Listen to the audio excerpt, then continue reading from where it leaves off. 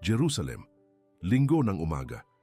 Tinatanglawan ng araw ang mga ginintuang pader ng lungsod habang ang isang masayang karamihan ay bumababa sa bundok ng mga olibo. Ang mga sanga ng palma ay umuugoy sa hangin. Ang mga bata ay sumisigaw. Ang mga matatanda ay umaawit. Ang koro ay umalingaw-ngaw sa lambak. Hosana, Hosana sa anak ni David. Pagpalain ang pumaparito sa pangalan ng Panginoon. Sa gitna ng karamihan, nakasakay sa isang asno, isang lalaking nasa edad 30 ang mabagal na naglalakad. Binalutan ng kanyang mga disipulo ang hayop ng kanilang sariling mga balabal. Inilatag ng mga tao ang kanilang mga kumot sa lupa na ginagawang catwalk ng hari, ang maalikabok na daan. Nakakahawa ang kagalakan. Ang pag-asa, ramdam na ramdam. Pagkatapos ng maraming siglo ng paghihintay, sa wakas ay dumating ang Mesiyas upang palayain ang Israel. Pero may nangyaring hindi inaasahan ng kahit sino. Huminto ang lalaki. Tiningnan niya ang Jerusalem sa harap niya. Ang maringal na templo ay kumikinang sa araw. Ang mga tore ay tumataas ng kahanga-hanga. Ang banal na lungsod, ang puso ng bayan ng Diyos, ay nakaunat sa harap niya sa lahat ng kaluwalhatian nito. At nagsimula siyang umiyak. Hindi ito mga palihim na luha. Nanginginig ang kanyang katawan. Nanghihina ang kanyang boses. Sa gitna ng mga sigaw ng kagalakan, sa kasagsagan ng matagumpay na palakpakan, siya ay humagulgol habang pinapanood ang pagkamatay ng isang mahal sa buhay. Natahimik ang karamihan, nalilito. Tumigil sa pagsigaw ang mga bata. Nagpalitan ng nalilitong tingin ang mga disipulo. Ano ang nangyayari? Ito ang araw ng tagumpay. Bakit umiiyak ang guro? Pagkatapos ay nagsalita siya, ang kanyang boses ay puno ng sakit. O kung alam mo lang sana ngayon kung ano ang makapagdudulot ng kapayapaan. Ngunit ngayon ay natatago ito sa iyong mga mata. Ang kanyang mga salita ay parang talim na tumagos sa masayang hangin. May nakikita siyang hindi nakikita ng iba. May alam siyang hindi alam ng iba. Habang ang lahat ay sumisigaw ng kaligtasan, nakikita niya ang pagkawasak. Habang ipinagdiriwang nila ang kalayaan, nakikita niya ang pagtanggi. Darating ang mga araw patuloy niya, habang umaagos ang mga luha sa kanyang mukha, na ang iyong mga kaaway ay palibutan ka, kukubkubin ka, at walang iiwan na bato sa ibabaw ng isa pa. Ganap na katahimikan. Tanging ang hangin lamang sa mga puno ng olibo. Pagkalipas ng 40 taon, ang kanyang mga salita ay eksaktong matutupad. Ang Jerusalem ay wawasakin, ang templo wawasakin, ngunit sa sandaling iyon, walang nakakaintindi. Nagpatuloy sa pagsigaw ang mga tao, sinusubukang pawiin ang pagkabalisa. Hosana, Hosana sa kataas-taasan, ngunit may nagbago. Ang ilan ay tumingin sa lalaking umiiyak at nakaramdam ng kirot sa kanilang dibdib. Ang iba naman ay umiwas ng tingin, mas pinipili ang pagdiriwang kaysa sa sakit. At nagpatuloy siya. Nakasakay sa asno, basang-basa ang kanyang balbas sa kanyang mga luha. Habang ang lahat sa paligid ay nagdiriwang ng tagumpay na hindi kailanman darating. Hindi gaya ng inaasahan nila. Linggo ng palaspas. Ang matagumpay na pagpasok ni Jesus sa Jerusalem. Matagal mo nang naririnig ito. Marahil ay may dala kang mga sanga sa prosesyon. Ngunit alam mo ba ang sikreto? Alam mo ba kung ano talaga ang nangyari noong araw na iyon? Bakit umiyak si Jesus sa sandali ng pagpupuri? Ano ang hindi nakita ng karamihan? At bakit pagkalipas ng 5 araw, ang mga taong sumigaw ng Hosana ay sisigaw ng ipako siya sa krus? Humanda ka. Matutuklasan mo na ang katotohanan sa likod ng mga sanga at mga sigaw. At walang mangyayari gaya ng iyong inaakala. 6 na araw bago ang Paskwa. Masigla ang Jerusalem. Libu-libong peregrino ang dumagsa sa lungsod para sa pinakamahalagang kapistahan ng taon. Puno ng mga tolda ang mga lansangan. Ang amoy ng mga inihaw na kordero ay humahalo sa insenso ng templo. Buong pamilya ang nagkakampo sa mga nakapalibot na burol. Ang pag-asang Mesiyas ay pumuputok sa hangin na hindi pa nangyayari dati. Namamahala ang Roma gamit ang kamay na bakal, ngunit ngayong linggo maging ang mga sundalong Romano ay nasa mataas na alerto. Ipinagdiriwang ng Paskwa ang paglaya ng Israel mula sa Ehipto, at bawat taon sa panahong ito, May mga taong bumabangon na nagpapahayag ng kanilang sarili bilang mga tagapagpalaya na nangangakong palalayasin ang mga mananakop. Bawat taon, dumadaloy ang dugo sa mga lansangan habang dinudurog ng Roma ang mga pag-aalsang ito. Pero iba ang taong ito. Isang lalaking taga Nazareth ang nasa labi ng lahat. Si Jesus. Hindi siya namumuno sa mga hukbo, hindi siya nananawagan ng digmaan. Ngunit may ginagawa siyang hindi kayang gawin ng sinumang revolusyonaryo. Binubuhay niya ang mga patay. 3 kilometro sa silangan ng Jerusalem, sa maliit na nayon ng Betania, nanatili si Jesus sa tahanan ng kanyang mga kaibigan, sina Lazaro, Maria at Marta. Ang bahay ding iyon kung saan ilang linggo pa lamang ang nakalilipas, nangyari ang imposible. Patay na si Lazaro. 4 na araw na nasa libingan. Amoy na agnas na ang kanyang katawan. At tinawag siyang muli ni Jesus. Kumalat ang balita na parang apoy na apoy. Buong mga karaban ang lumihis upang makita ang lalaking nagtagumpay sa kamatayan. Ang Betania, na dating isang nakalimutang nayon, ay naging isang lugar ng peregrinasyon at nataranta ang mga autoridad ng mga Hudyo. Sa Sanhedrin, ang kapulungan ng mga pinuno ng relihiyon, ang desisyon ay ginawa. Dapat mamatay si Jesus, hindi dahil sa erehiya, hindi dahil sa kalapastanganan, dahil sa mga kadahilan ng pampulitika. Kung hahayaan natin siyang magpatuloy ng ganito, pagtatalo nila, lahat ay maniniwala sa kanya at darating ang mga Romano at wawasakin ang ating lugar at ang ating bansa. Mas mabuti pang mamatay ang isang tao kaysa mamatay ang buong bansa. Alam ito ni Jesus. Bumulong ang kanyang mga alagad, nag-aalala. Guro, kani-kanina lang ay tinangkakang batuhin ng mga Hudyo at babalik ka pa roon? Alam niya na ang Jerusalem ay nangangahulugang kamatayan, na ang bawat hakbang patungo sa banal na lungsod ay isang hakbang patungo sa krus, na ang mga araw ng pagtuturo sa mga sinagoga, pagpapagaling sa mga plaza, pangingisda sa dagat ng Galilea ay tapos na. Ngunit sa bahay na iyon sa Betania, na napapalibutan ng mga kaibigang kanyang iniibig, si Jesus ang gumawa ng pangwakas na desisyon. Hindi siya tatakas, hindi siya magtatago. Pupunta siya sa Jerusalem, hindi bilang isang takas kundi bilang hari. Hindi ng palihim kundi lantaran, at gagawin niya ito sa paraang walang inaasahan na siyang tutupad sa isang propesya na alam ng lahat ngunit walang nakakaalala. Si Maria, ang kapatid ni Lazaro, ay nagbuhos sa kanya ng napakamahal na pabango. Napuno ng bango ng purong nardo ang bahay. Nagreklamo si Judas Iscariote tungkol sa nasayang na pagkain. Maaari sana natin itong ipagbili at ibigay sa mga mahihirap. Sinaway siya ni Jesus. Pabayaan mo siya. Itinabi niya ito para sa araw ng aking libing. Paglilibing, ang salita ay nakasabit sa hangin na parang isang pangitain. Sa labas, naghihintay ang Jerusalem, nagniningning ang templo. Dumating ang mga tao, ang mga kordero ng Paskua ay inilaan para sa paghahain. At sa katahimikan ng Betania, ang kordero ng Diyos ay naghahanda para sa darating pagsikat ng linggo, at may ginawa si Jesus na magpapabago sa lahat. 520 taon bago ang linggong iyon, isang propetang nagngangalang Zacarias ang nakatanggap ng isang pangitain.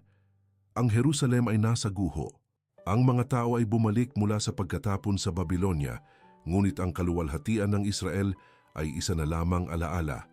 Ang templo ay itinatayo muli, ngunit ito ay isang maputlang anino lamang ng kung ano ito noon.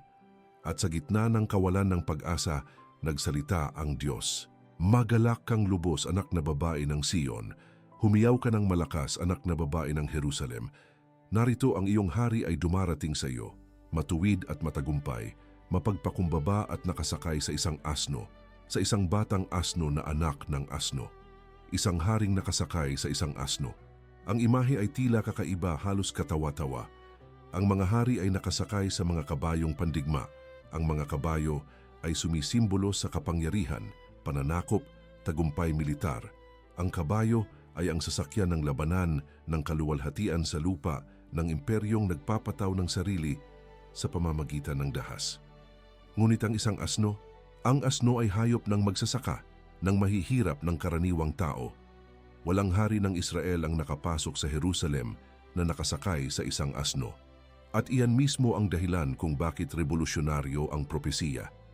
Ang hari na ito ay hindi darating upang manakop sa pamamagitan ng espada. Siya ay darating upang magdala ng kapayapaan.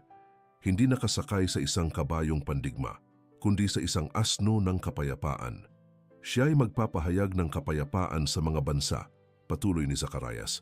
At ang kaniyang kapangyarihan ay lalawak mula sa dagat hanggang sa dagat, mula sa ilog hanggang sa mga dulo ng lupa. Sa loob ng 5 siglo, kinopya ng mga eskriba ang mga salitang ito. Pinag-aralan ito ng mga rabbi, narinig ito ng mga tao sa mga sinagoga. Alam ng lahat ang propesiya. Ngunit walang tunay na naniniwala na literal itong matutupad. Isa itong tula, sabi nila. Matalinhagang wika. Tiyak na darating ang Mesyas na may kapangyarihan. Tatalunin ang mga kaaway ng Israel. At ibabalik ang kaharian ni David. Ang asno ay dapat sumisimbolo sa ibang bagay. Ngunit mas alam ni Jesus ang mga kasulatan kaysa sa sinumang eskriba. Hindi lamang niya binasa si Zacarias. Siya ang katuparan ni Zacarias. At noong linggo ng umaga na iyon, bago umalis sa Betanya, pinlano niya ang bawat detalye. Hindi siya mag-iimproba. Hindi niya ito hahayaang magkataon lamang. Tutuparin niya ng husto ang propesya upang makita ng lahat. Ito ang sandaling ipinangako ng Diyos 520 taon na ang nakalilipas. At may isa pang propesya, mas matanda pa at mas tumpak. Si Propeta Daniel, 600 taon na ang nakalilipas, ay nakatanggap ng pahayag tungkol sa 70 linggo. 70 panahon ng 7 taon mula sa utos na muling itayo ang Jerusalem hanggang sa pagdating ng Mesyas. Ginawa na ng mga eskolar ang mga kalkulasyon. Kung ang utos ay ibinigay ni Artaxerxes noong 445 BC, gamit ang kalendaryong lunar ng mga Hudyo, 470 taon ng propesya ang magtatapos ng eksakto sa taong ito. Sa buwang ito, marahil sa araw na ito, pumasok ba si Jesus sa Jerusalem sa eksaktong araw na ipinropesiya, 6 na siglo bago nito? Ang banal na katumpakan ay kahanga-hanga, walang bagay na nagkataon lamang. Bawat detalye, bawat sandali, bawat kilos ay tumutupad sa nasusulat. Kaya, nang umagang iyon, humarap si Jesus sa dalawa sa kanyang mga disipulo. Nagningning ang kanyang mga mata sa mapayapang determinasyon. Alam niya ang kanyang gagawin. Alam niya ang kahulugan nito. Alam niya na ang matagumpay na pagpasok na ito ang unang hakbang sa landas patungo sa krus. Pumunta ka sa nayon na nasa harap mo, sabi niya, at nagbigay siya ng napaka-espesipikong tagubilin. Naglakad ang 2 alagad patungo sa Bethphage, isang maliit na nayon na nasa tabi ng bundok ng mga olibo. Umalingaw-ngaw sa kanilang isipan ang mga tagubilin ni Jesus. Pagpasok ninyo, makikita ninyo roon ang isang batang asno na nakatali na hindi pa nasasakyan ni Numan. Kalagan ninyo ito at dalhin ninyo sa akin. Kung may magtanong sa inyo, bakit ninyo ginagawa ito? Sabihin ninyo kailangan ito ng Panginoon at ibabalik niya ito agad dito. Isang asno na hindi pa nasasakyan ni Numan. Tila maliit ang detalye, ngunit hindi naman. Sa batas ng mga Hudyo, ang mga hayop na nakalaan para sa sagradong paggamit ay dapat na mga birhen na hindi pa nagagamit noon. Ang pulang dumalagang baka para sa paglilinis na hindi pa napapatungan ng pamatok. Ang guya para sa ilang mga sakripisyo na hindi pa nagagamit para sa trabaho. At ngayon, isang asno para sa pagpasok ng Mesiyas na hari na hindi pa nasakyan noon. Hindi lamang basta nang hihiram si Jesus ng hayop. Inihaharap niya ang kanyang sarili bilang isang banal na hari, inilaan, itinalaga ng Diyos. Bawat detalye ay nagpapahayag. Hindi ito isang ordinaryong revolusyonaryo. Ito ang pinahira ng Panginoon. Natagpuan ng mga disipulo ang eksaktong sinabi ni Jesus. Doon nakatali sa isang pintuan, ang isang batang asno. Habang kinakalagan nila ito, lumitaw ang mga may-ari. Ano ang ginagawa ninyo? Bakit ninyo kinakalagan ang asno? Sumagot ang mga disipulo ayon sa itinagubilin, kailangan ito ng Panginoon. At isang pambihirang bagay ang nangyari. Pumayag lamang ang mga may-ari. Hinayaan nilang kunin nila ang hayop. Para bang ang mga salitang, kailangan ito ng Panginoon ay sapat na bilang isang password, dinala nila ang asno kay Jesus sa Betanya. At doon, gumawa ang kanyang mga alagad ng isang bagay na agad na nakikilala ng bawat Hudyo. Hinubad nila ang kanilang mga balabal at isinuot sa hayop. Hindi lamang ito para gawing mas komportable ang pagsakay. Ito ay isang kilos ng pagluklok sa trono. Nang si Jehu ay pinahira ng langis bilang hari ng Israel, ilang siglo na ang nakalilipas, hinubad ng mga tao ang kanilang mga balabal at inilatag ang mga ito sa ilalim ng kanyang mga paa sa mga hagdan na ipinuproklama siyang hari. Ganito rin ang kilos ngayon. Sinasabi ng mga balabal sa asno, ito ang ating hari. Sumakay si Jesus. At ang prosesyon ay nagsimulang bumaba sa bundok ng mga olibo. Una, ang pinakamalapit na mga disipulo lamang. Ngunit kumalat ang balita. Si Jesus ay pupunta sa Jerusalem ng hayagan. Pagkatapos ng ilang linggong pagtatago, matapos iutos ng mga awtoridad ang kanyang kamatayan, dumiretso siya sa lungsod. At sumakay siya sa isang asno, tinutupad ang propesiya na alam ng lahat. Nagsimulang magtipo ng mga tao, 10, 20, 50. Lumabas mula sa kanilang mga tolda ang mga peregrino na nagkakampo sa mga dalisdis ng bundok ng mga olibo. Buong pamilya ang bumaba patungo sa daan. Nauuna ang mga bata sa pagtakbo. At may isa na inaalala ang mga kapistahan ng Israel na pumutol ng mga sanga ng palma. Ang isa naman ay pumutol ng mga sanga ng olibo. At pagkatapos ay ginawa rin ng lahat ang pareho. Inilatag nila ang kanilang mga balabal sa lupa. Pumutol sila ng mga sanga at ikinakalat ang mga ito sa daan.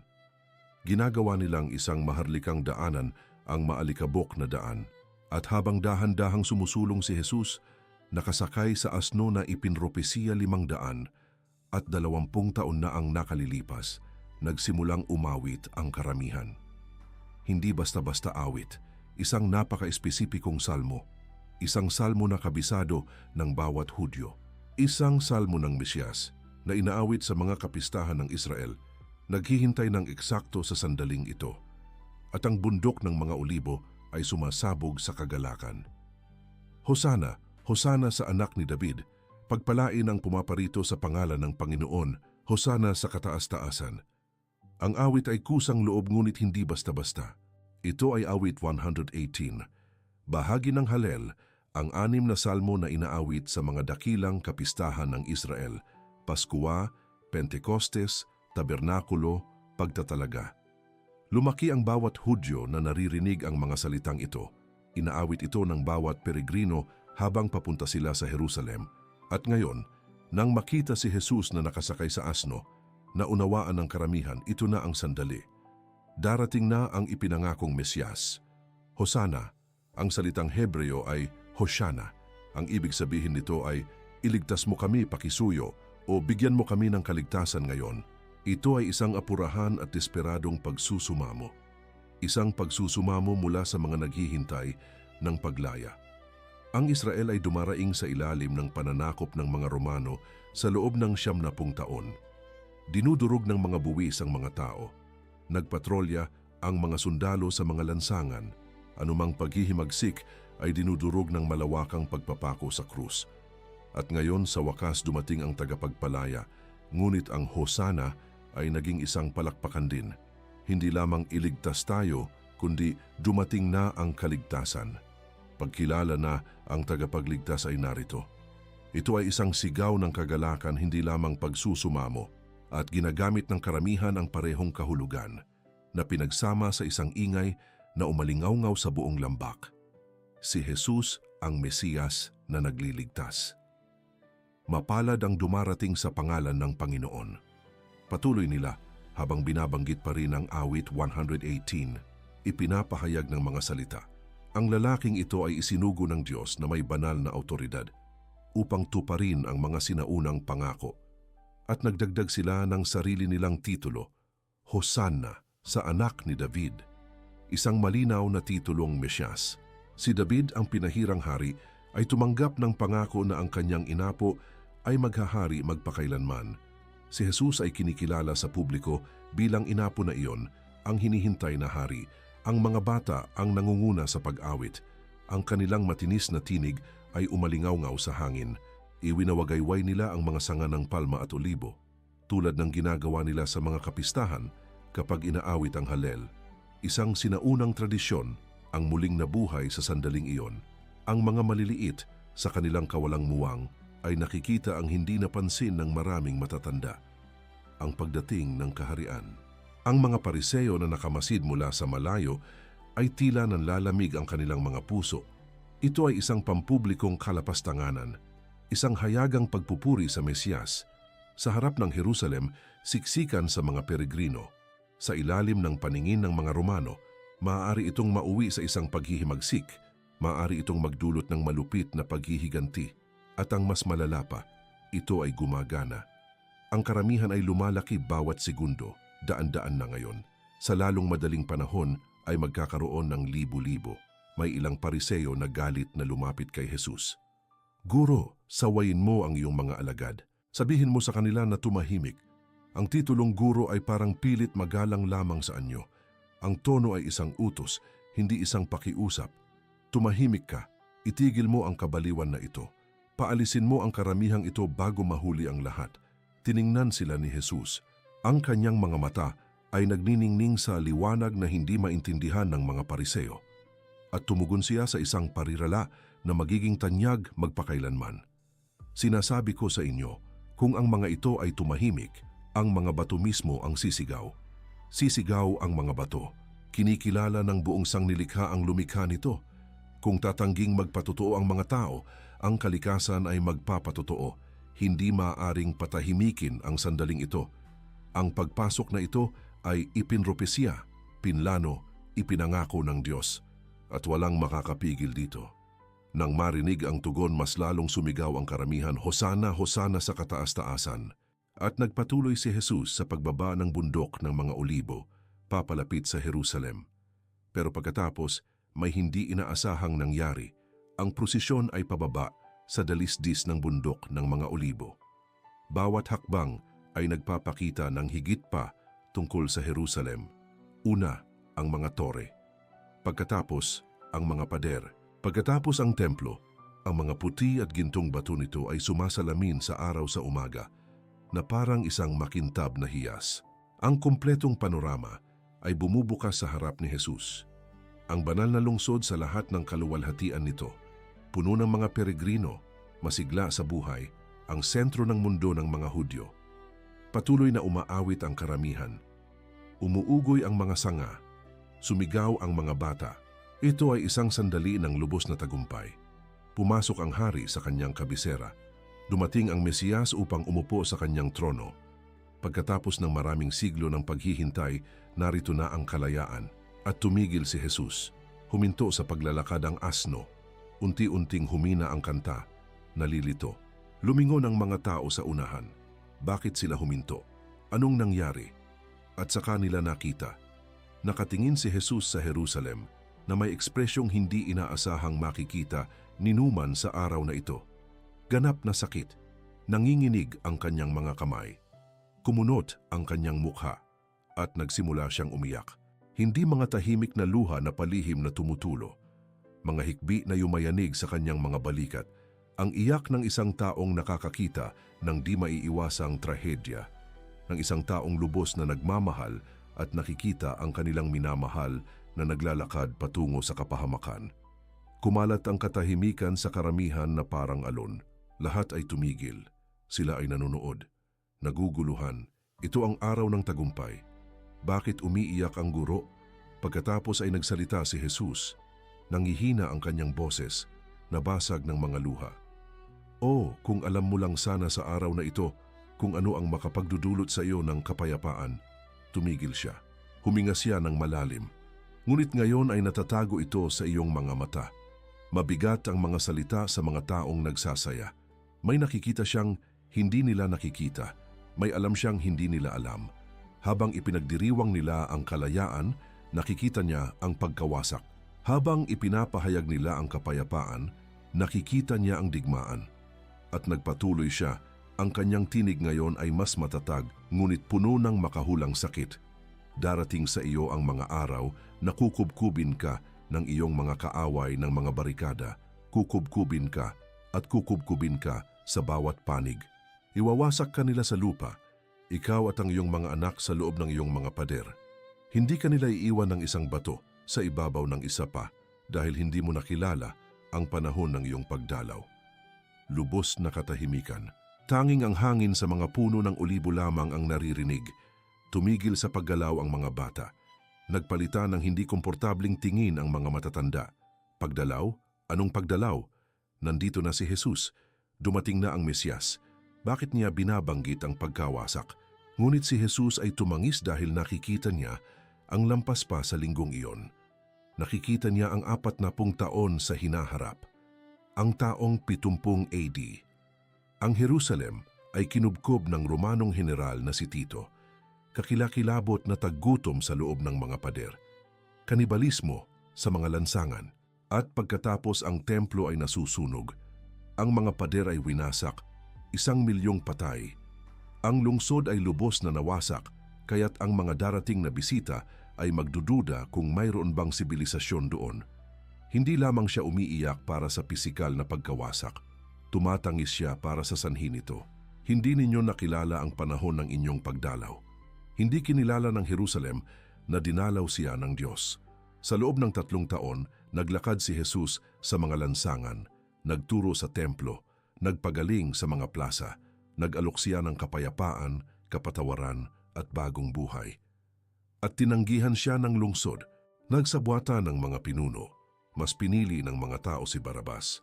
At ngayon kahit sa sandaling ito ng papuri, alam ni Jesus ang katotohanan. Marami sa mga sumisigaw ng hosana ngayon ay sisigaw ng ipako siya sa krus sa loob ng 5 araw. Alam niya. Pero nagpapatuloy pa rin siya. Hindi maintindihan ng karamihan ang mga luha, kaya ginagawa nila ang laging ginagawa ng mga tao kapag hindi sila komportable, hindi nila ito pinapansin. Nagsimula na naman ang mga awit, mas malakas na ngayon, sinusubukang pawiin ang kalungkutan. Hosana, Hosana sa anak ni David. Muling umuuga ang mga sanga, nagpatuloy ang pagdiriwang. At si Jesus pinupunasan ng mga luha ay nagpatuloy sa pagsakay at sumakay sa asno. Ngunit sa loob ng bawat puso ay mayroong napakalinaw na inaasahan. Alam ng lahat kung ano ang mangyayari kapag dumating ang Mesyas. Natalo niya ang mga kaaway ng Israel. Ibinalik niya ang kaharian ni David. Pinalayas niya ang mga Romano. Itinatatag niya ang Jerusalem bilang kabisera ng mundo. Ito ang ipinangako ng mga propeta. Ito ang hinihintay ng mga henerasyon. At ngayon, sa wakas, mangyayari na ito. Nakita nila si Jesus na pumapasok sa Jerusalem at naiisip na nila, bukas marahil ay maglalakbay siya patungo sa pretoryo. Tatawagin niya ang mga tao upang sandatahan. Sa mahimalang paraan, pararamihin niya ang mga espada gaya ng pagpaparami niya ng mga tinapay.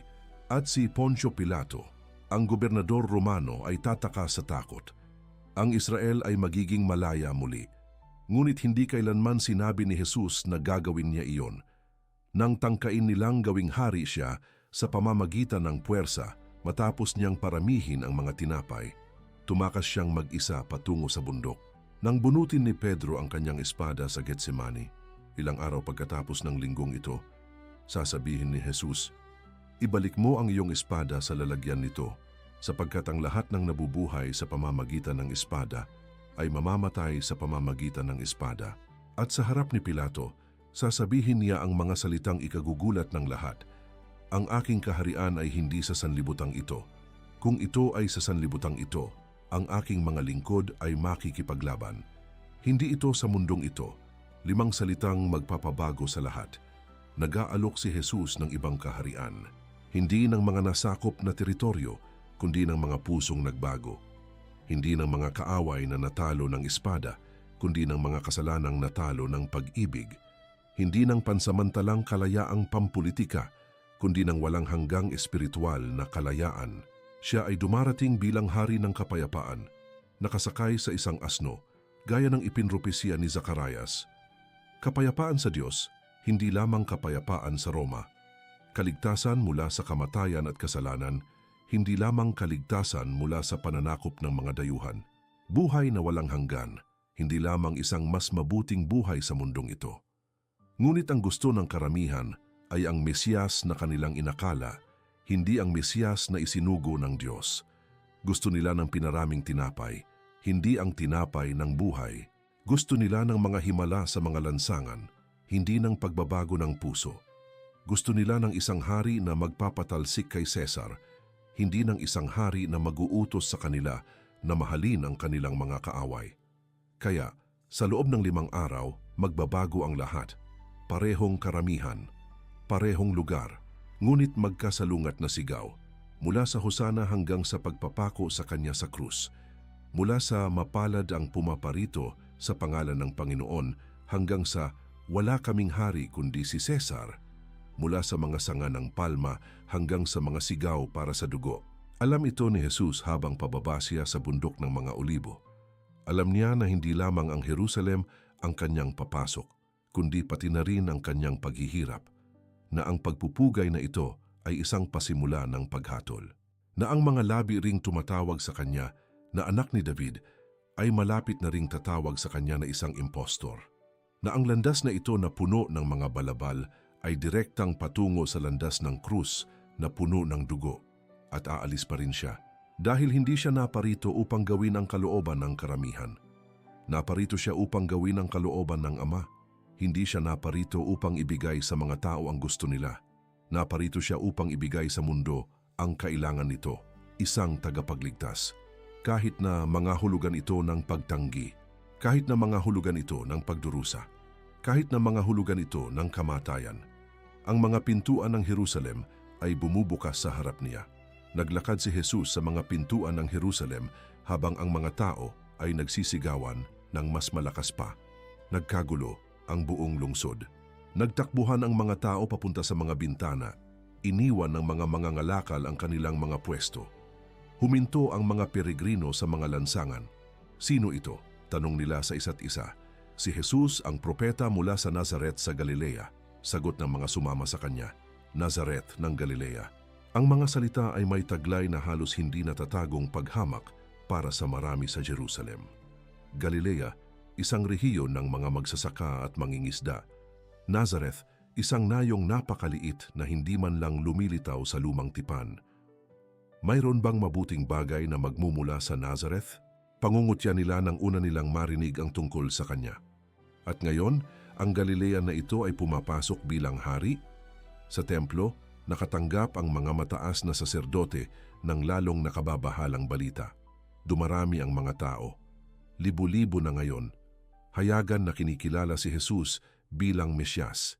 Umaawit ng mga awit ng pagluklok. Sumisigaw ng anak ni David sa ilalim ng paningin ng mga Romano.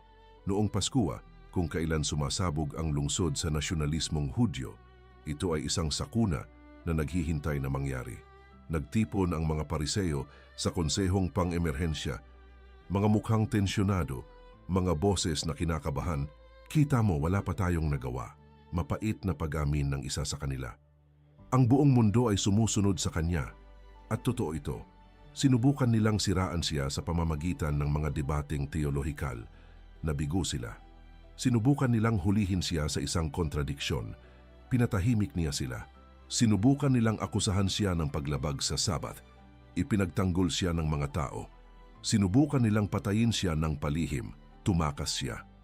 At ngayon ay pumapasok siya sa Jerusalem bilang isang mananakop, walang hukbo, tanging dala lamang ng pagmamahal ng mga tao. At iyon ang kanilang konklusyon ay mas mapanganib kaysa sa 1,000 espada. Nagkakaisa ang lahat sa desisyon. Dapat mamatay si Jesus. Hindi sa isang kaguluhan para hindi magdulot ng pag-aalsa. Ngunit sa lalong madaling panahon, bago ang Paskua kung maaari.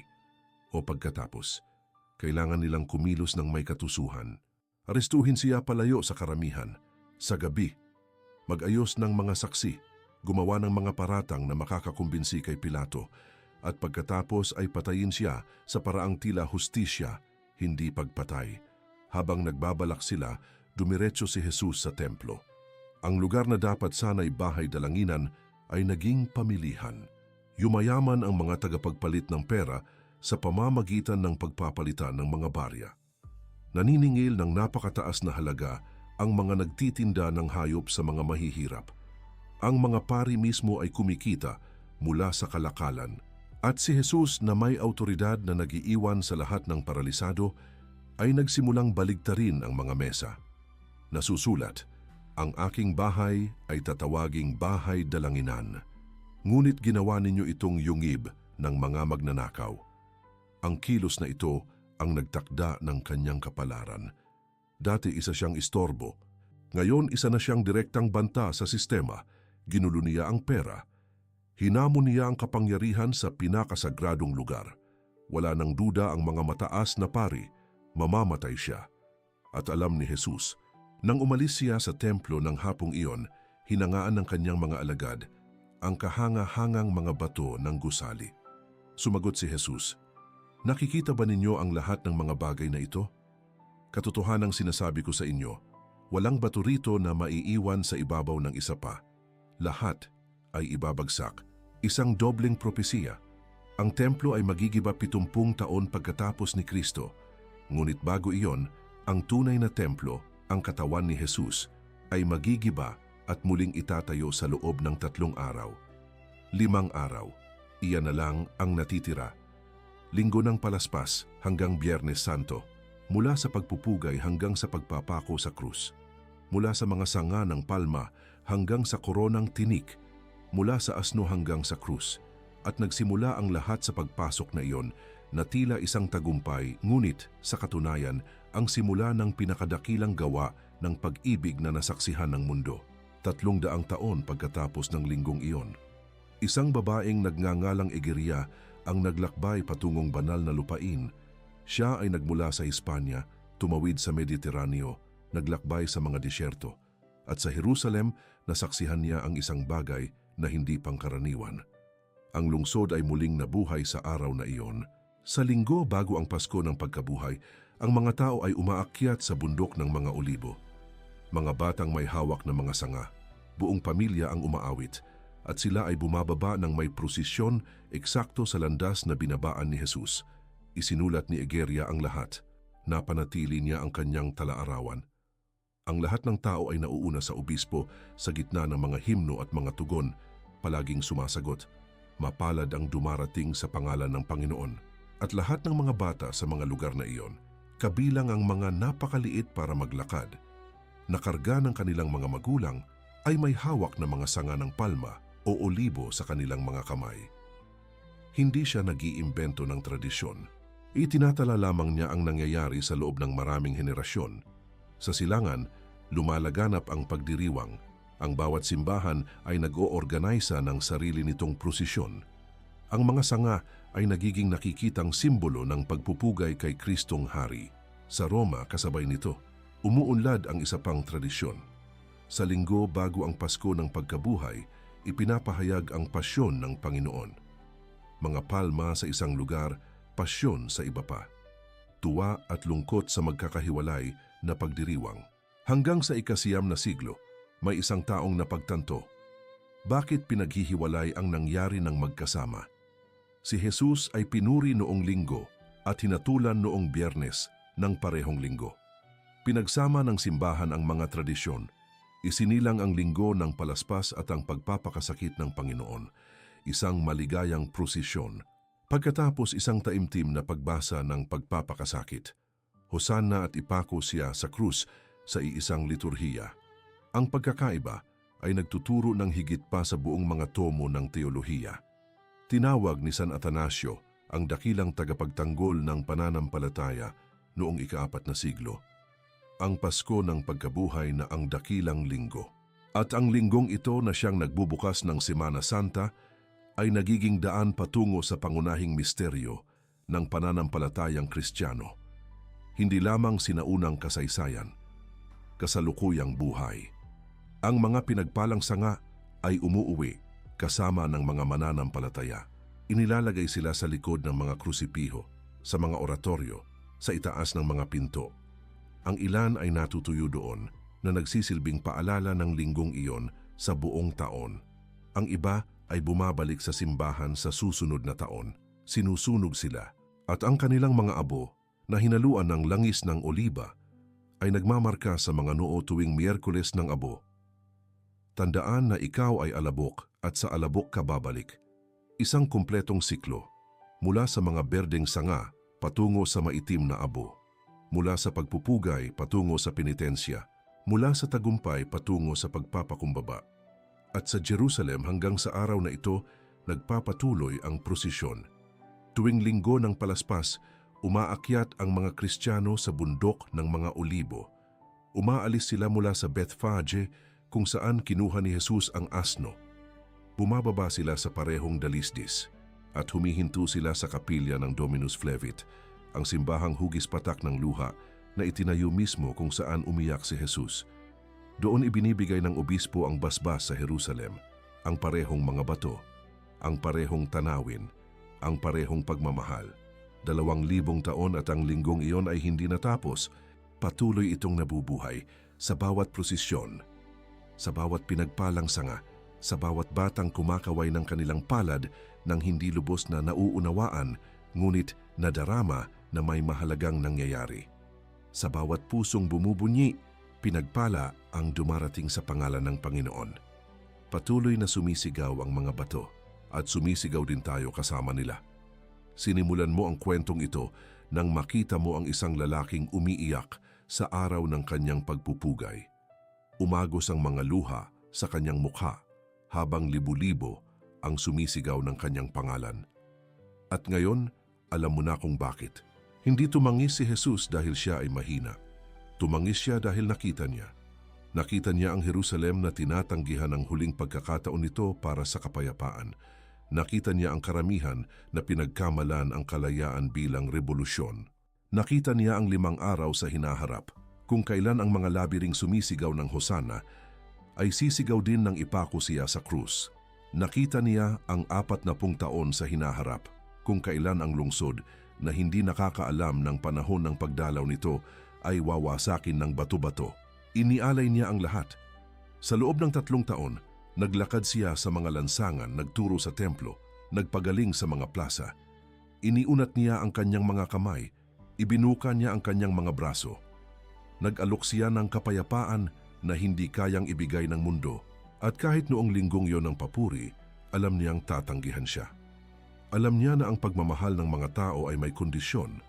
Alam niya na kapag hindi niya ibinigay sa kanila ang kahariang gusto nila, iiwan nila siya. At ganito nga ang nangyari.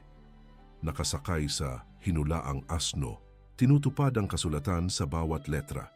Pumasok sa Jerusalem hindi upang tumakas sa krus, kundi upang yakapin ito. Dahil ang kanyang kaharian ay hindi nasakop ng mga espada. Ang kanyang pag-ibig ay hindi ipinapataw ng puwersa. Ang kanyang tagumpay ay dumarating sa pamamagitan ng pagkatalo. Ang kanyang kaluwalhatian sa pamamagitan ng krus. Tuwing linggo ng palaspas, inuulit natin ang tagpong iyon. Dinadala natin ang ating mga sanga. Nagpuprosesyon tayo. Sumisigaw tayo ng Hosana. At tinitingnan tayo ni Jesus habang tinitingnan niya ang Jerusalem ng araw na iyon nang may napakalaking pagmamahal at marahil ay may kasamang mga luha. Dahil katulad tayo ng karamihang iyon, pinupuri natin si Jesus kapag nababagay sa atin, kapag kailangan natin ng himala, kapag gusto natin ng pagpapala, kapag mura lang ang pananampalataya. Ngunit kapag hinihiling niya sa atin na pasanin ang ating krus, kapag tinatawag niya tayo na mahalin ang ating mga kaaway, kapag inaanyayahan niya tayo sa makipot na landas, ilang beses ba tayong nagbabago mula sa Hosana patungo sa kawalang bahala? Patuloy na pumapasok si Jesus sa ating mga buhay. Hindi nakasakay sa asno, kundi naroroon sa Eucharistia. Hindi bumababa sa bundok ng mga olibo, kundi bumababa mula sa langit sa bawat misa. Nag-aalok ng kapayapaan, nag-aalok ng kapatawaran, nag-aalok ng buhay. At tayo, paano natin siya tinatanggap? May mga sanga sa kanilang mga kamay at mga bato sa kanilang mga puso. May mga sigaw ng papuri tuwing linggo at isang buhay na itinatanggi ito sa natitirang bahagi ng linggo. May papuri mula sa publiko at pribadong pagtanggi. Hindi natuyo ang mga luha ni Jesus ng linggong iyon. Patuloy siyang umiiyak, hindi dahil sa batong Jerusalem, kundi dahil sa makamundong Jerusalem, ang ating matigas na mga puso, ang ating kawalan ng pagsisisi, ang ating mga nasayang na pagkakataon, ang ating hindi nakikilalang oras ng pagdalaw. Ngunit patuloy din siyang pumapasok, nakasakay hindi sa isang kabayong pandigma, kundi sa isang asno ng kapayapaan. Hindi upang humatol, kundi upang magligtas. Hindi upang sirain, kundi upang muling itayo. Nag-aalok, palaging nag-aalok, nang tanging siya lamang ang makapagbibigay, tunay na kapayapaan. 2,000 taon na ang nakalilipas, pumasok si Jesus sa Jerusalem kahit alam niyang itatakwil siya. At iyon mismo ang nangyari dahil ang tunay na pag-ibig ay hindi sumusuko. Ngayon, papasok siya sa buhay mo. Alam ang lahat tungkol sa iyo. Ang iyong mga hosana at ang iyong mga pagpapako sa krus, ang iyong mga sanga at ang iyong mga pagtanggi. At patuloy siyang dumarating dahil ang tunay na pag-ibig ay hindi kailanman sumusuko. Mapalad ang dumarating sa pangalan ng Panginoon.